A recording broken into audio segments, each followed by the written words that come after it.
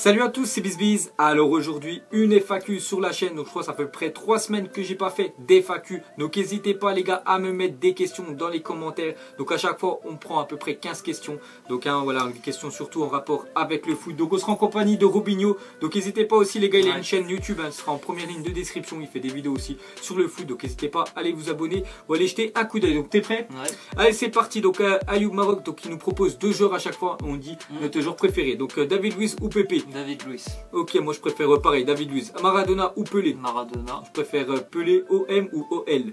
Plutôt Lyon. Pareil, je préfère Lyon. Jules ou PNL? Plutôt PNL. Ouais, pareil, je préfère PNL, même si Jules, hein, de temps en temps j'écoute des musiques, ça passe, il y en a de temps en temps qui passent, mais voilà, je préfère PNL. Entre les deux, Mourinho ou Guardiola? Mourinho. Je préfère Guardiola. Marcelo ou Alaba? Marcelo. Donc moi pareil, hein, je préfère Marcelo, je trouve qu'il est un petit peu supérieur. Voilà, ouais, Alaba. Donc likez s'il vous plaît. Donc merci Ayoub pour ta question qui a eu quand même 368 likes. Donc c'est pour ça que vous voulez qu'on réponde absolument. Ensuite une question de Johan Tandil. Donc il a dit c'est qui les 3 meilleurs joueurs pour toi en équipe de France? Donc pour toi c'est qui les meilleurs? Bah, je vais faire par ligne, donc Griezmann, Kanté et Laurent Koscielny. Ouais, c'est vrai, pas mal, pas mal. Moi, je pourrais mettre pareil, il y a N'Golo Kanté, pour moi, qui est vraiment très très bon. Je pourrais mettre, il y a qui aussi, Paul Pogba. Paul Pogba en milieu. Après, je vais pas faire par ligne. Hein. Pour moi, voilà, je vais mettre les 3 meilleurs, même voilà, Antoine Griezmann. Après, voilà, j'ai pris des joueurs qui jouent quand même dans des gros clubs. Hein. Voilà, donc après, voilà, on va dire, c'est notre trio. Ensuite, une question de Recris 93, il a dit pour vous, quelle est l'équipe qui sera la plus dangereuse la saison prochaine?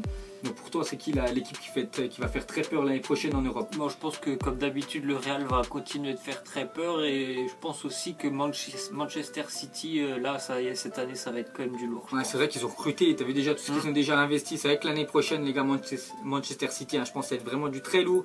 Donc comme il a dit aussi le Real, hein, moi, si je répondrais, je penserais aussi au Real hein, qui va sûrement être dans le carré final de la Ligue des Champions. Le Bayern peut-être, hein, je pense qu'ils vont faire une très grosse année. En plus là, voilà, on a vu que Rames Rodriguez a signé.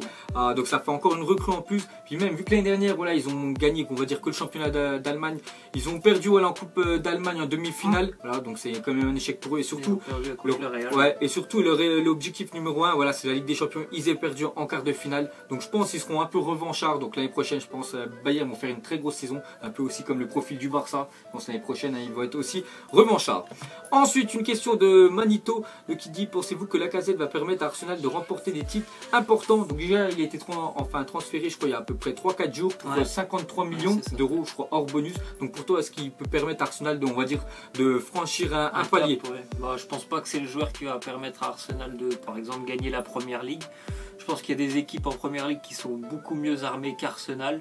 Après, bon, ils sont en Europa League l'année prochaine, donc je pense qu'ils peuvent vraiment aller très loin. Ce serait bien comme objectif l'année prochaine pour Arsenal gagner l'Europa League. Manchester cette année, ils l'ont gagné. Je pense que ce sera plus facile pour eux de gagner l'Europa League que de gagner la Première Ligue. Parce que la Première Ligue, voilà, il y a quand même des gros cylindrés. Je pense aux 2 Manchester, je pense à Chelsea, Tottenham, même Everton. Il y a plein d'équipes qui peuvent faire des surprises. C'est vrai que la Première Ligue, c'est vraiment très dur. Et pour Arsenal, Lacazette, voilà, pour répondre à ces questions, je pense que ça peut faire quand même un plus pour Arsenal l'année prochaine. Donc en plus de Sanchez déjà. Ouais, Sanchez à côté, Mesut Ozil qui peut donner les ballons, peut-être Riyad Mahrez que j'ai entendu qui pourrait être transféré aussi à Arsenal, donc ça ferait Mahrez tête à droite, on va dire Sanchez à gauche, même si lui il pourrait jouer en attaque, et on va dire Lacazette devant et juste derrière Mesut Ozil, donc ça pourrait avoir de la gueule. Après on verra voilà ce que ça rend au niveau national, enfin en Angleterre et au niveau surtout européen. Ensuite une question de Alpha, il dit peux-tu faire un top 5 des meilleures nations d'Afrique? T'es super.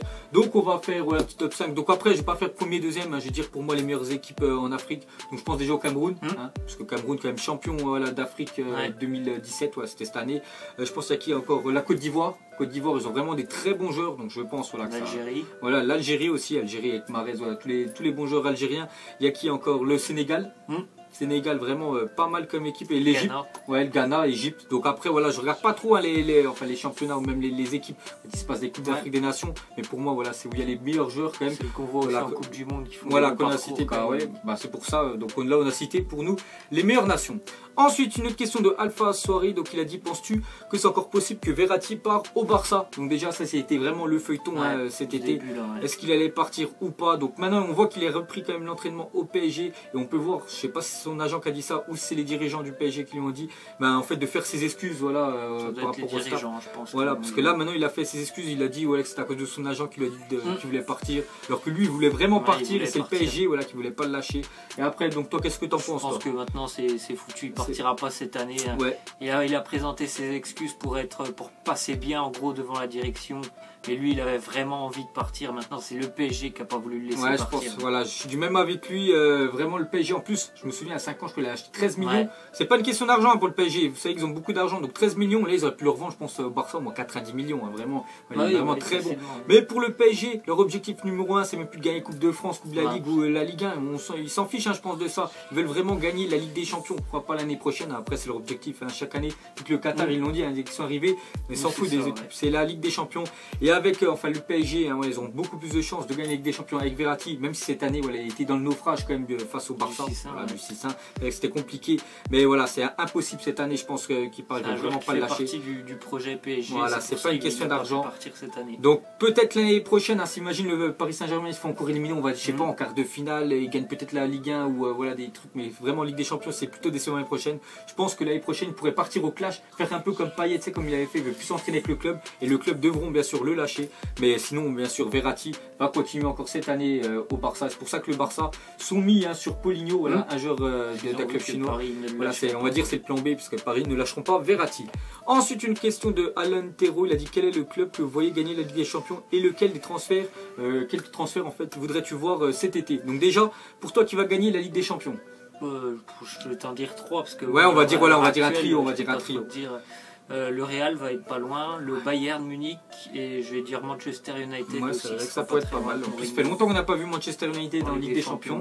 Ils ont gagné l'Europa League, mais on verra ce que ça rend. Je pense que c'est un des 3. Ouais. Moi, je mettrais aussi top 3. Je mettrais le Real. Ils seront ils ont gagné 2 dernières. Je pense qu'ils seront encore dans le carré final.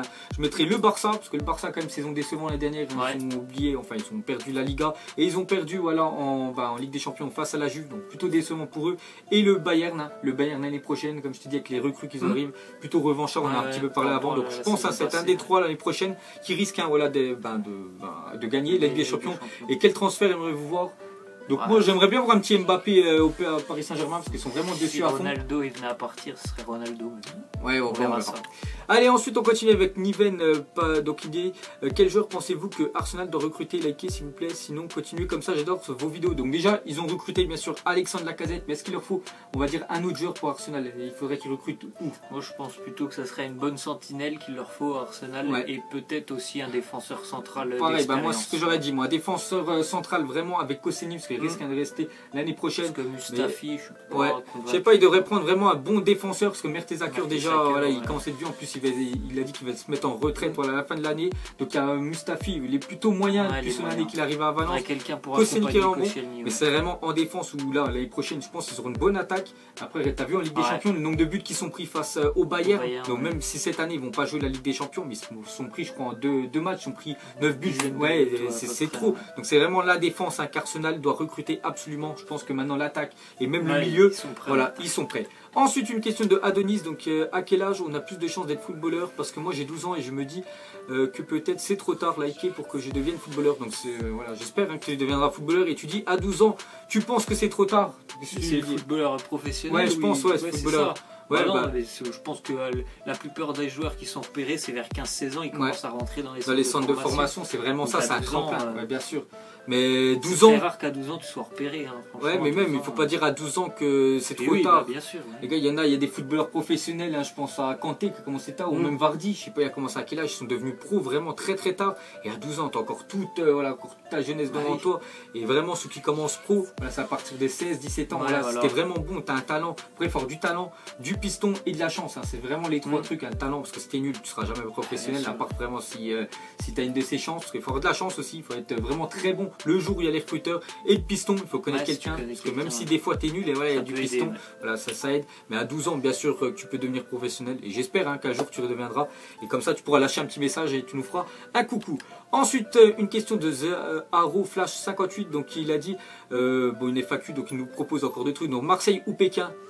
Marseille. Ouais, pareil, Marseille à Pékin, je sais pas, j'ai jamais allé, j'irai jamais. Ensuite, Messi ou CR7? Messi. Pareil, je préfère Messi, Griezmann ou CR7? Griezmann. Pareil, je préfère Griezmann, hein, même si Cristiano Ronaldo, c'est pas que, enfin moi c'est pas que je le déteste, mais voilà, entre les deux qu'on nous propose, chaque fois je préfère l'autre. PES ou FIFA?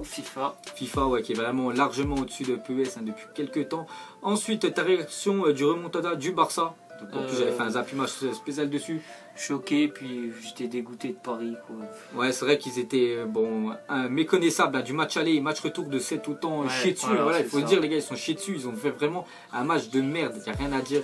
Et tu peux pas comprendre voilà, de s'en prendre 6. En plus, ils ont marqué le but à l'extérieur qu'il fallait. Il leur faut absolument pas qu'ils se prennent 6 buts. Et le Paris Saint-Germain avec quand même Thiago Silva en défense, Marquinhos avec Kurzawa et je sais plus qui avait joué, Meunier. Je crois que c'était ça. Ils arrivent, ils s'en prennent 6, même si c'est le Barça en face. Et voilà, surtout qu'il y avait 3-1. Il restait 10 minutes. Il restait 7 minutes et ils doivent pas prendre 3 buts, ils en prennent 3. Voilà, je pense que ce match-là il restera gravé à longtemps dans nos mémoires. Donc voilà les gars, la fin de cette FAQ. Donc j'espère hein, que ça vous a plu. Donc on a répondu hein, comme d'habitude. Donc n'hésitez pas à nous mettre en commentaire des questions en rapport avec le foot que vous voulez qu'on réponde à le prochain coup. Donc j'espère hein, que ça vous a plu. N'hésitez pas à vous abonner à sa chaîne les gars. Elle sera en première ligne de description. Et voilà, donc nous on vous laisse, on vous dit à la prochaine comme d'habitude. Et ciao à tous. Ciao.